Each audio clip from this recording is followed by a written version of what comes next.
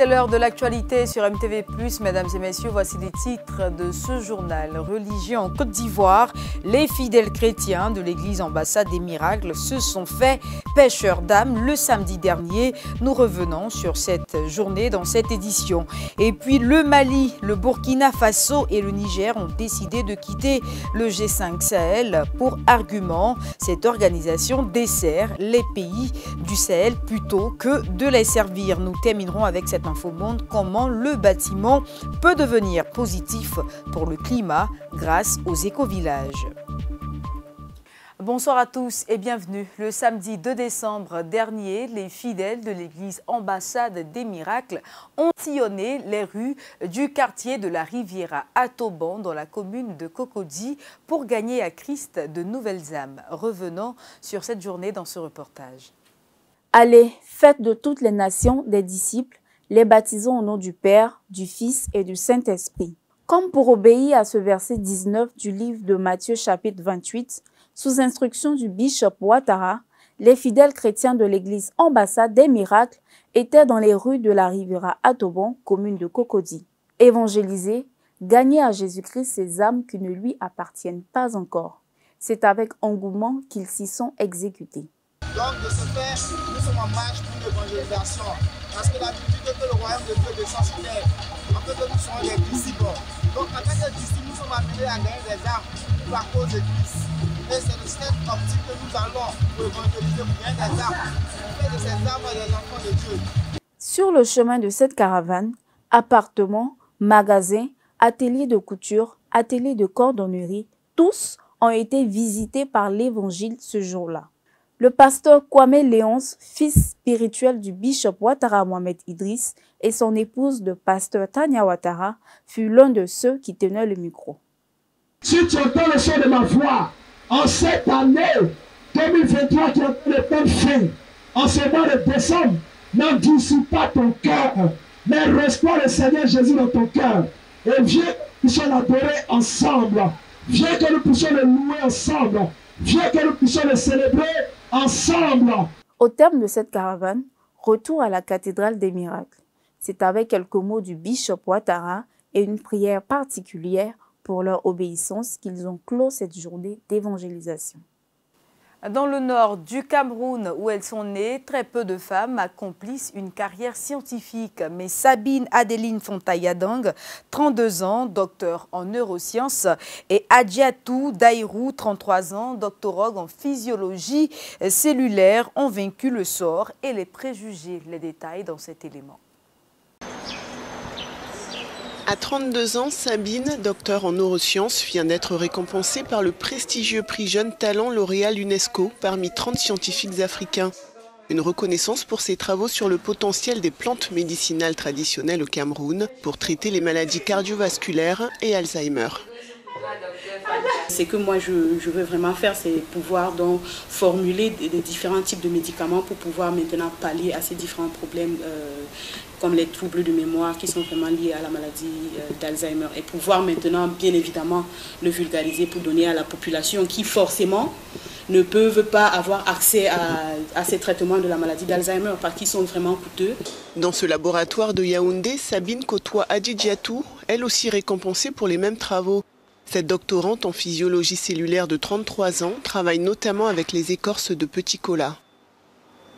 Alors, mes recherches portent sur les maladies cardiovasculaires. En quelque sorte, j'essaie d'explorer l'activité des substances naturelles qui proviennent des plantes sur le traitement de ces maladies-là.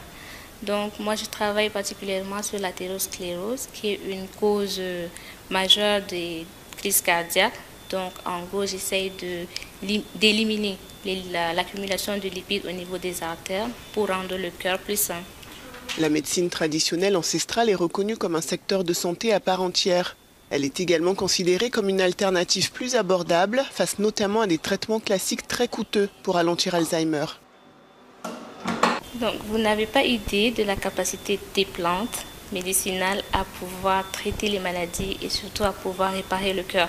Parce que ces plantes-là sont dotées des molécules qu'on appelle des principes actifs, qui sont capables d'agir au niveau de notre organisme et d'aider notre organisme à lutter contre les maladies. Donc moi, dans mon cas, dans le cas des maladies sur lesquelles je travaille, les plantes ont donc ces molécules qui vont permettre d'éliminer les lipides et le cholestérol qui vont s'accumuler au niveau du vaisseau. Avec les bourses de 10 000 et 15 000 euros qui accompagnent le prix, Adjidjatou achèvera sa thèse et Sabine poursuivra ses recherches à l'université d'Ibadan au Nigeria.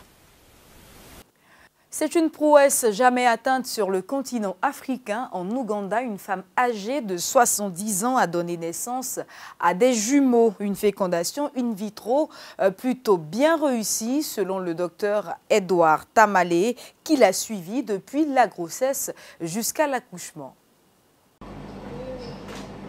Safina Namkwaya vient de donner vie à des jumeaux, un garçon et une fille. Cette Ougandaise de 70 ans a accouché à 120 km de chez elle dans un hôpital de Kampala. Malgré son âge avancé, la septuagénaire dit avoir mené à terme sa grossesse sans encombre.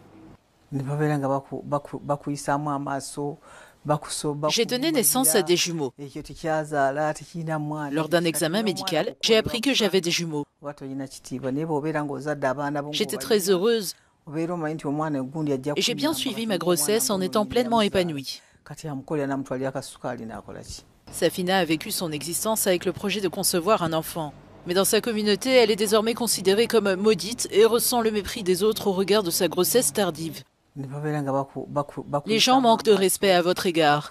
Ils vous maltraitent en vous disant par exemple « cette chose n'aurait jamais pu accoucher ». Même si on les croise sur la route, ils sont irrespectueux. Mais si vous avez donné naissance et que vous avez des enfants, vous savez que peut-être plus tard dans la vie, on vous aidera. Disons qu'on vous achètera du sucre. Le docteur Edouard Tamale Sali, qui a accompagné Safina pendant son accouchement, estime que c'est un exploit de pouvoir donner naissance à des jumeaux à cet âge, mais ce n'est pas inédit. L'âge n'est qu'un chiffre. Une jeune femme peut aussi mourir de complications liées à la grossesse. Et une femme âgée, si elle est en bonne santé, peut aussi survivre. Safina est tombée enceinte grâce à la fécondation in vitro. Elle a bénéficié d'un suivi médical au centre de fertilité de Kampala. L'établissement vante cette prouesse jamais atteinte sur le continent africain. Je sais que certains pensent que si cette femme a 70 ans, elle risque de mourir plus tôt et que les enfants seront livrés à eux-mêmes. Ce n'est donc pas une bonne chose d'encourager des femmes de cet âge à concevoir un enfant. Safina est tout de même anxieuse, n'ayant pas de nouvelles du père de ses jumeaux. Elle ne sait pas comment elle pourra subvenir seule aux besoins de sa famille. Nous disions au titre, le Burkina Faso et le Niger ont annoncé dans un communiqué daté du samedi 2 décembre dernier leur retrait du G5 Sahel. Pour les deux États et le Mali avant eux, le G5 Sahel sert les intérêts des étrangers au détriment des pays du Sahel.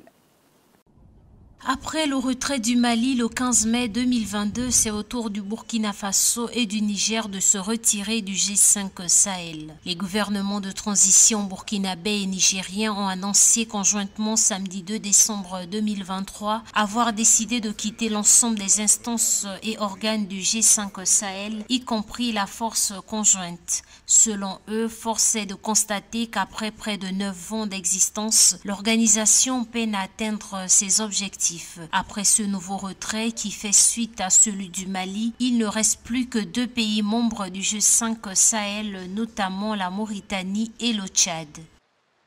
Dans l'entendement commun de nos deux États, le G5 Sahel ne saurait servir les intérêts étrangers au détriment de ceux des peuples du Sahel, encore moins accepter le diktat de quelque puissance que ce soit au nom d'un partenariat dévoyé et infantilisant qui nie le droit à la souveraineté de nos peuples et de nos États. C'est donc en toute lucidité que le Burkina Faso et la République du Niger ont pris la responsabilité historique de se retirer de cette organisation.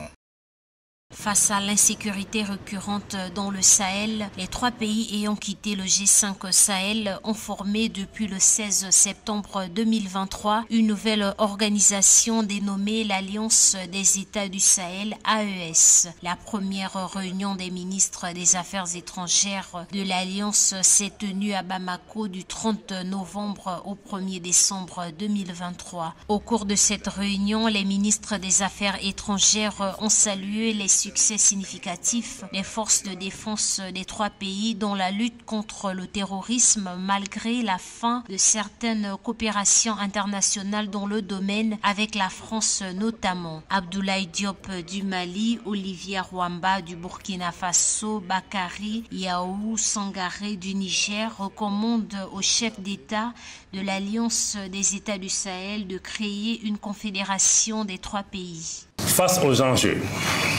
notamment la nécessité de relever urgemment les défis communs, mais aussi et surtout conscient du formidable potentiel de paix, de stabilité, de force diplomatique et d'émergence économique qu'offre une alliance politique renforcée, les ministres, prenant la mesure des attentes pressantes des populations de l'espace AES et guidés par l'ambition de parvenir à terme à une fédération réunissant le Burkina, le Mali et le Niger, recommande au chef d'État la création d'une confédération des trois États. Le Mali, le Burkina Faso et le Niger, dirigés par des gouvernements de transition, veulent faire de l'espace sahélien un espace de souveraineté assumé pour la reconquête des territoires et la restauration de la paix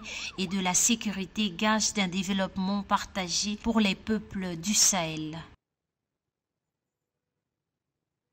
Malgré le potentiel agricole de l'Afrique, qui détient 60% des terres arables, le continent est encore dépendant des importations de produits alimentaires de base, soit plus de 80% des importations selon les données 2020 de la Conférence des Nations Unies sur le commerce et le développement. En vue d'atteindre un taux de croissance agricole d'au moins 6% par an, les gouvernements africains sont appelés à consacrer au moins 10% de leur budgets nationaux à l'agriculture. Les détails dans cet élément.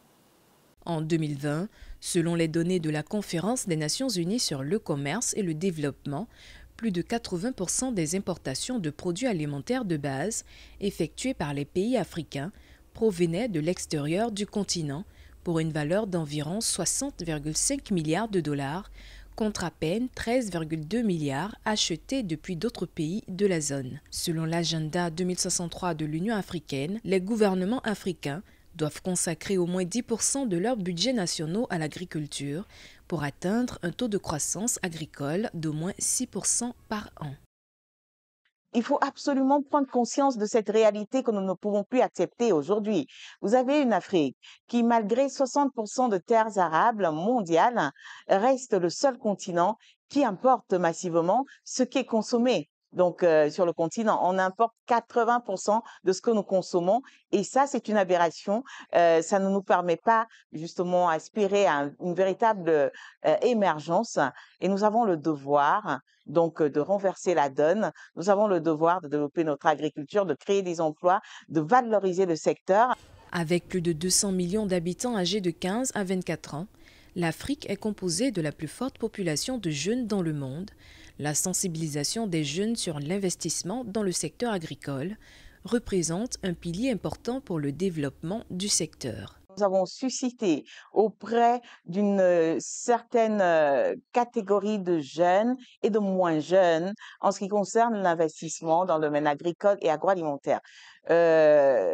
Vous avez aujourd'hui un certain nombre d'initiatives sur Internet dédiées donc à la valorisation du secteur. Je peux parler de AgroFood au niveau du Cameroun, je veux parler de Djangolo également et de nombreuses autres plateformes qui aujourd'hui sont passées en fait, qui ont été initiées, encouragées.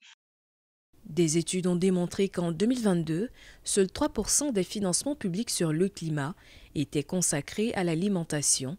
À l'occasion de la 28e conférence des Nations Unies sur les changements climatiques, qui se tient aux Émirats arabes unis jusqu'au 12 décembre, 134 pays se sont engagés à inclure l'agriculture et l'alimentation dans leur plan climat d'ici à 2025. Direction les Pays-Bas pour refermer ce journal. Les éco-villages y prolifèrent, mais aussi ailleurs dans le monde. Le responsable de projet de celui de Bokel nous explique leurs principes et en quoi ils répondent à des enjeux planétaires. Comment le secteur de la construction peut-il devenir positif pour le climat? L'objectif étant ainsi d'éliminer plus de carbone de l'atmosphère qu'il n'en produit. Le modèle de l'éco-village de Boekel est un exemple à suivre. 1/3 of all carbon output is done by the building sector. So by building with bio-based materials, they can change that immediately. Our houses are made with bio-based materials and therefore they store 800 tons of carbon inside of them. And if we would have built them with regular building materials, 600 tons of CO2 would be output. So if the building sector is going to change to working with building materials, then they would have a positive impact on the climate. We don't have enough resources for all the people that are there in the world, so we need to use waste from industries to make our houses from. And this material is made from jeans, old jeans that are not used anymore, and it's also bio-based, but it's also circular. And this is made from a plant, it's called flax, and we use this as insulation in the roof.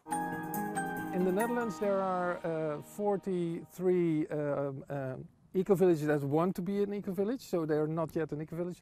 And there are 4 that are either they live there already or they are starting to build now or building now. And in Europe there are thousands of eco-villages and worldwide 100,000 in total. Even in Senegal, there's a ministry of eco-villages that has the assignment, the goal to make all the villages sustainable on energy, water, food, so that they can be more resilient. C'est la fin de cette édition de l'actualité. Très heureuse de vous l'avoir présentée. Je vous souhaite une excellente suite de programmes sur MTV+, la télé qui transforme.